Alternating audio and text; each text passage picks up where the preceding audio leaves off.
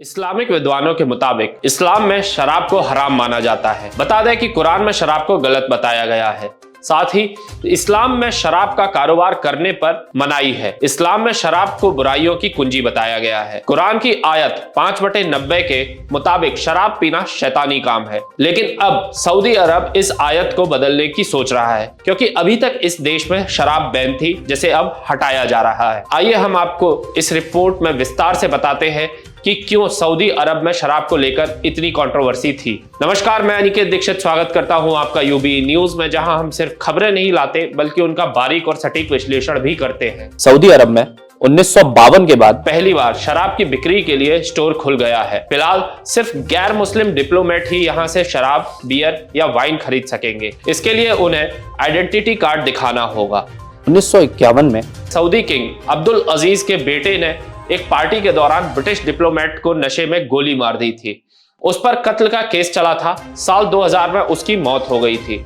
इसके बाद से शराब की बिक्री पर बैन है। सऊदी अरब के प्रधानमंत्री और क्राउन प्रिंस मोहम्मद बिन सलमान ने राजधानी के सबसे पॉश इलाके में इस स्टोर को खोलने की मंजूरी दी थी। इसकी एक वजह यह भी है कि मोहम्मद बिन सलमान सऊदी अरब को 2030 तक बिजनेस और टूरिज्म का हब बनाना चाहते हैं, और इस मामले में उनका मुकाबला पड़ोसी इस्लामिक देश यूएई से है। सितंबर 2022 में मोहम्मद बिन सलमान ने विजन 2030 का ऑफिशियल अनाउंसमेंट किया था। हालांकि इस पर काम कुछ वक्त पहले से ही शुरू कर दिया गया था। इसके तहत कट्टर इस्लामी और शरिया कानून वाले मुल्क में कई बदलाव देखने मिल रहे हैं। शराब स्टोर को मंजूरी देना इन्हीं में से एक है। यहाँ शराब खरीदने के लिए जाने वाले डिप्लोमेट्स को ऑफिशियल आइडेंटिफिकेशन कार्ड दिखाना होगा। इसके आधार पर ही उन्हें परमिट जारी होगा। कोई भी मुस्लिम डिप्लोमेट शराब नहीं खरीद सकेगा। मुस्लिम देशों में अलग अलग तरह की पाबंदियां हैं। कुवैत टाइम्स मैगजीन की एक रिपोर्ट के मुताबिक यहां 1965 से शराब की बिक्री पर पाबंदी है।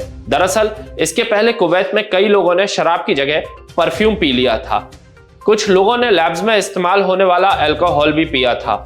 कई लोगों की मौत हो गई थी और कुछ गंभीर तौर पर बीमार हो गए थे।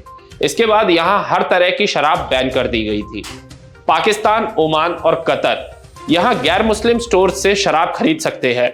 इसके अलावा कुछ रेस्टोरेंट और होटल में भी शराब सर्व की जाती है। इसके लिए परमिट और लाइसेंस हासिल किए जाते हैं। सोमालिया और ब्रुनेई यहां प्राइवेट स्पेस में शराब पी सकते हैं। सोमालिया ने 2021 में शराब से जुड़े कानून काफी सख्त कर दिए हैं।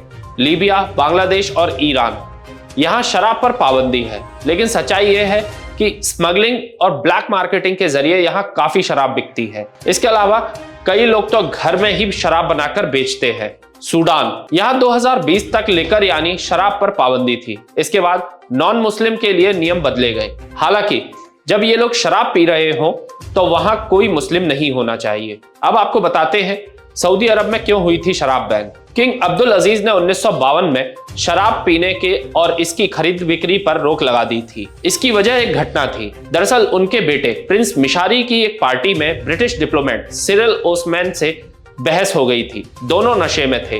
बहस झगड़े में तब्दील हुई और मिशारी ने सिरिल को गोली मार दी। उनकी मौत हो गई।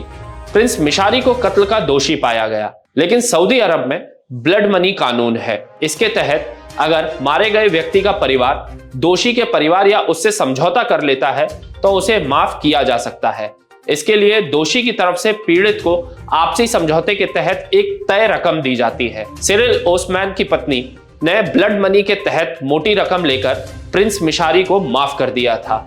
हालांकि इसके बाद मिशारी करीब करीब गुमनामी में रहे और साल 2000 में उनकी मौत हो गई थी। तो यह थी हमारी आज की एक खास रिपोर्ट। आपको हमारा यह कार्यक्रम कैसा लगा? अपने विचार जरूर साझा करें। अगर वीडियो पसंद आए तो इसे लाइक, शेयर और हमारे चैनल को सब्सक्राइब करें।